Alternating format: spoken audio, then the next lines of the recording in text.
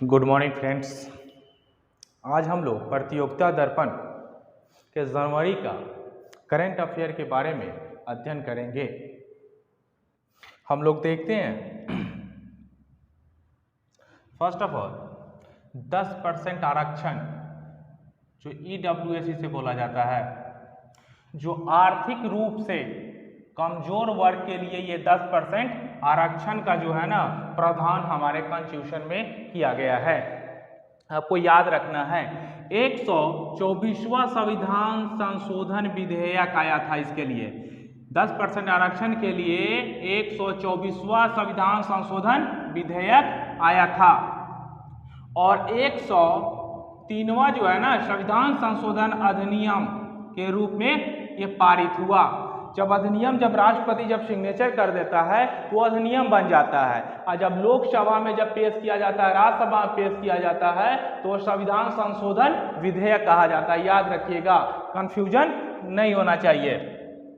Supreme court EWS के आरक्षण को वैध ठहराया है। ये आरक्षण वैध है, सही है।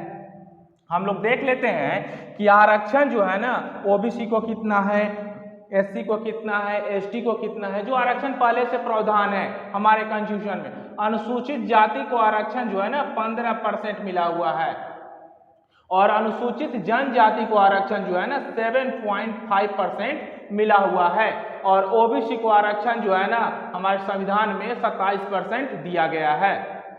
आपको याद रखना है। ये क्वेश्चन जो है ना दरोगा के एग्जाम में मेंस में पूछा हुआ क्वेश्चन है, तो आपको याद रखना है। अब अगला पॉइंट देखते हैं कि 22वें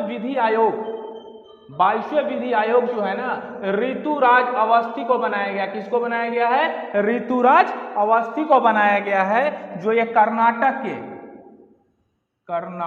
के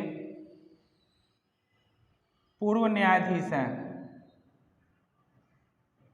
कहाँ के? तो कर्नाटक के पूर्व न्यायाधीश है ऋतुराज अवस्थी। ये हाल ही में बने हैं, आपको याद रखना है ये पॉइंट। अब विधि आयोग जो होता है ना गैर सांविधिक निकाय है, आपको ये भी पॉइंट याद रखना है। और प्रथम विधि आयोग 1955 में बना था। प्रथम विधि आयोग कब बना था? 1955 में बना था। और अंग्रेजों के समय प्रथम विधि 1834 में लॉर्ड मैकाले बने थे, ये याद रखिएगा आप। AD1 हम लोग देख लेते हैं कि AD1 क्या है। तो AD1 जो है ना यह एक स्वदेश निर्मित बैलिस्टिक मिसाइल डिफेंस इंटरसेप्टर है। ये आपको याद रखना है। और यह लंबी दूरी का मिसाइल है। AD1 कैसा है? तो लंबी दूरी का मिसाइल है और इसका परीक्षण जो है APJ अब्दुल कलाम द्वीप से किया गया। जो APJ अब्दुल कलाम द्वीप कहाँ पड़ता है? उड़ीसा में पड़ता है। और इसे बनाया किसने है? तो DRDO ने बनाया है। आपको ये पॉइंट याद रखना है। हम लोग देख लेते हैं अगला नेक्स्ट पॉइंट, रुद्रम।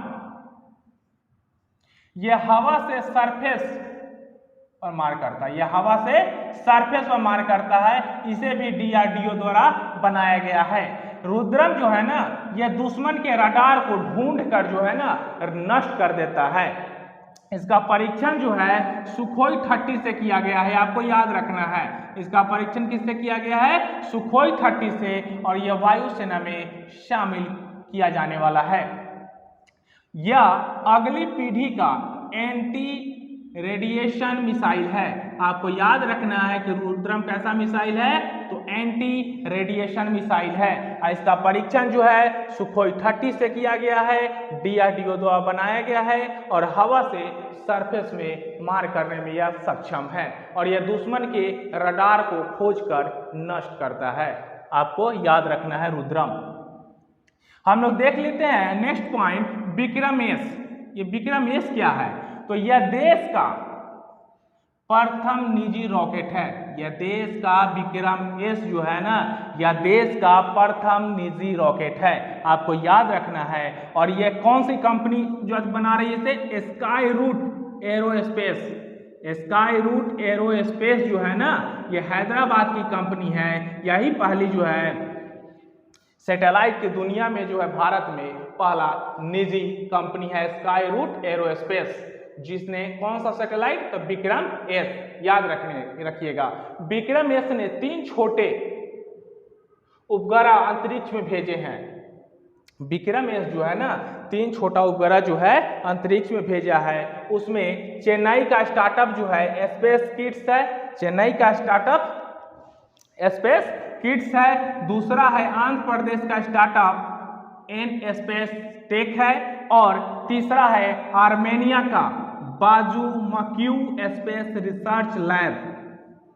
ये तीनों आपको याद रखना है कि विक्रम एस से कितने सैटेलाइट को भेजा गया, तो 3। ये निजी क्षेत्र का पहला रॉकेट है विक्रम एस, और इसे जो है ना स्काई रूट ने इस मिशन को यानी विक्रम एस मिशन को प्रारंभ नाम दिया है, याद रखिएगा। स्काई रूट ने इस मिशन को क्या नाम दिया है, प्रारंभ नाम दिया है, वो याद रखना है।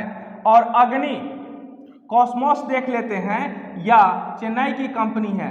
ये कहाँ की कंपनी है, चेन्नई की कंपनी है, और यह निजी क्षेत्र का पहला लॉन्च पैड, याद रखिएगा। ये लॉन्च पैड है और ये रॉकेट निजी रॉकेट है। तो ये लॉन्च पैड जो है कौन सा है, अग्नि कॉस्मोस।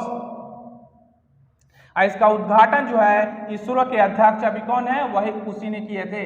कौन थे, एस सोमनाथ। ये 10वें अध्यक्ष हैं इसरो के, एस सोमनाथ। अगला पॉइंट देखते हैं कि 74वां गणतंत्र दिवस।